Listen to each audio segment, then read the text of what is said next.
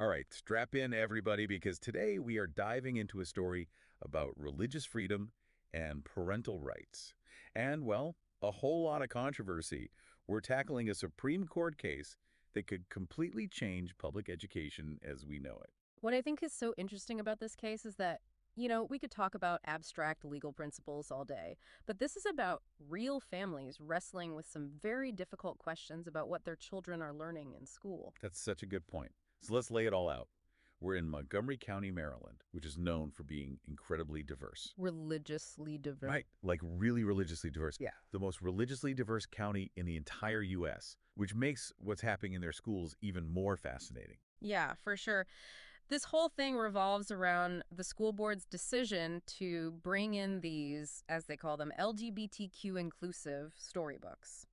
And these are for really young kids. We're talking pre-K all the way up to fifth grade. Now, I'm all for diverse books and characters, but some of the content in these books has people pretty fired up. Yeah, like the book Pride Puppy, right? Yeah, Pride Puppy.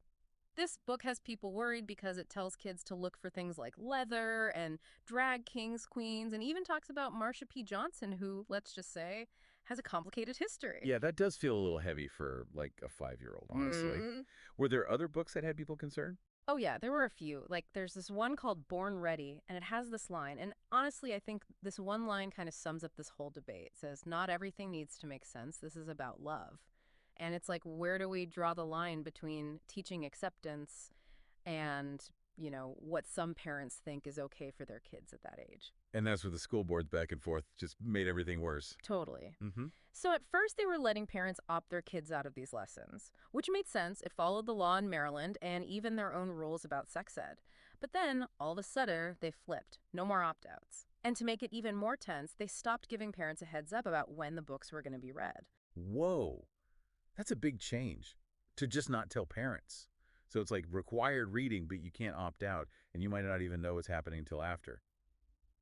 I get why people were upset. Yeah, and the school board's kind of all over the place with this. They still let parents opt out of sex ed in elementary and high school, just not for these storybooks. That's a big part of what these parents are fighting against. And they really pushed back. Over 1,000 parents signed a petition to get their opt-out rights back. We're talking packed school board meetings with mostly Muslim and Ethiopian Orthodox parents speaking out. And this is where things went sideways. Instead of just talking to these parents, some of the school board members started accusing them of hate speech. They even compared them to white supremacists and xenophobes. I mean, you can imagine how tense things got, right? Throwing around labels like that, it just shuts down any chance for real conversation. And that's what these parents wanted. They wanted to talk, to be heard. Instead, they felt like their beliefs were being twisted, demonized. And that's what led to the lawsuit, right? Mahmoud v. Taylor. That's it. A bunch of parents, a real mix, Muslim, Catholic, Eastern Orthodox, they decided to take this to court. They're saying this opt-out ban, it violates their First Amendment rights, their freedom of religion. So they're basically saying, look, we have a right to raise our kids according to our beliefs, and this curriculum, it goes against those beliefs, especially for little kids. Exactly. Forcing their kids to sit through these lessons, especially when they're so young, it makes it really hard to, pass on their faith, their values. They're stuck between a rock and a hard place, their religion or their kids' education. And that's a terrible position for a parent to be in. So what's the school board side of the story? Well, they're saying that this curriculum, it's all about being inclusive, making sure all students feel safe and supported at school, especially LGBTQ students. They say letting kids opt out, it goes against that goal and could make the classroom feel unwelcoming. Okay, so both sides have a point. On one hand, you have parents who feel like their rights are being ignored, and on the other, the school board trying to be more inclusive. Talk about a clash of values. Totally. And it speaks to this huge debate happening nationwide. How do we balance religious freedom with making sure everyone feels included in schools? It's a question without easy answers. Yeah, it's like walking a tightrope, trying to honor everyone's beliefs and intentions. It's a lot more complicated than just picking a side. And what makes this particular case even more significant is that it's not just a one-off, It's part of this long, complex history of religion and education in America. Let's dig into that legal history a little bit. What are the stakes here, legally speaking? Well, the big question everyone's asking is, does denying parents the right to opt their kids out of these lessons that go against their religion, does that violate the First Amendment's free exercise clause? Right, the free exercise clause, which basically means the government can't tell you how to practice your religion or if you even want to have one, right? You got it.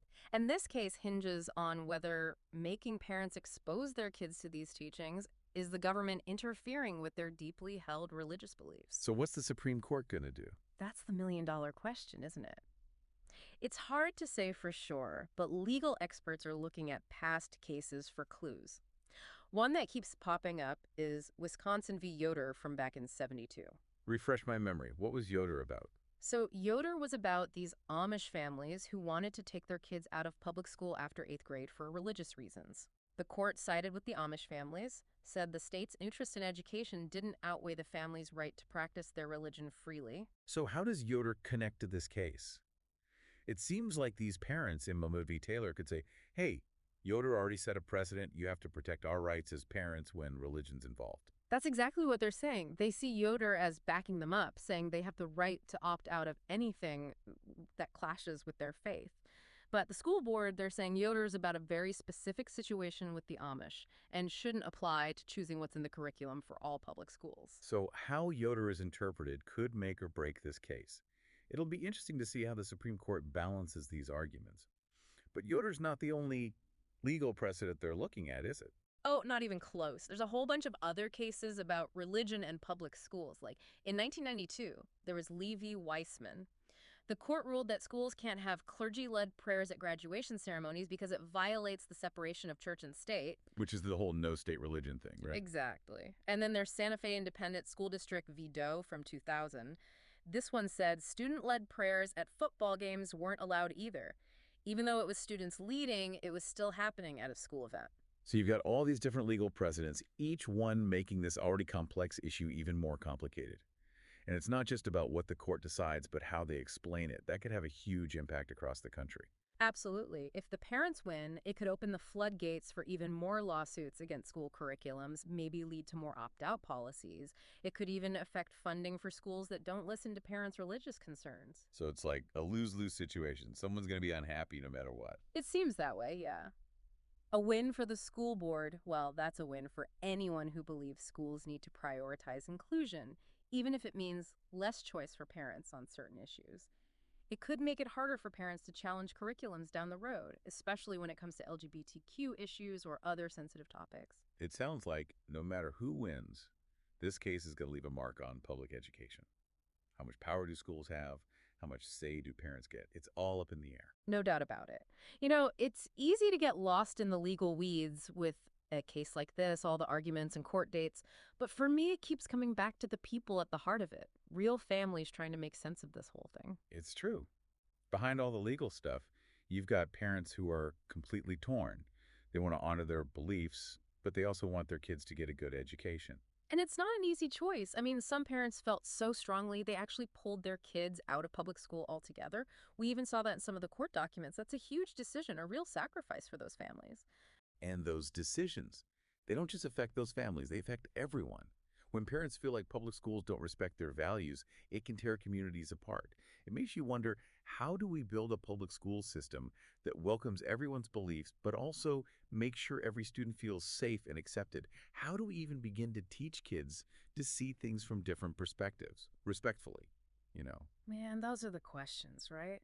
And I don't think there's one right answer. But I think this case shows us how important it is to keep talking to each other, to actually listen and try to understand where the other side is coming from, even when we disagree. Because at the end of the day, we all want the same thing, the best for our kids, the best for our communities. Absolutely. That's a great place to wrap up, I think. For our listeners, if you want to dig deeper into this case, learn more about religious freedom, parental rights, all that good stuff, we've got links to everything we talked about on our website.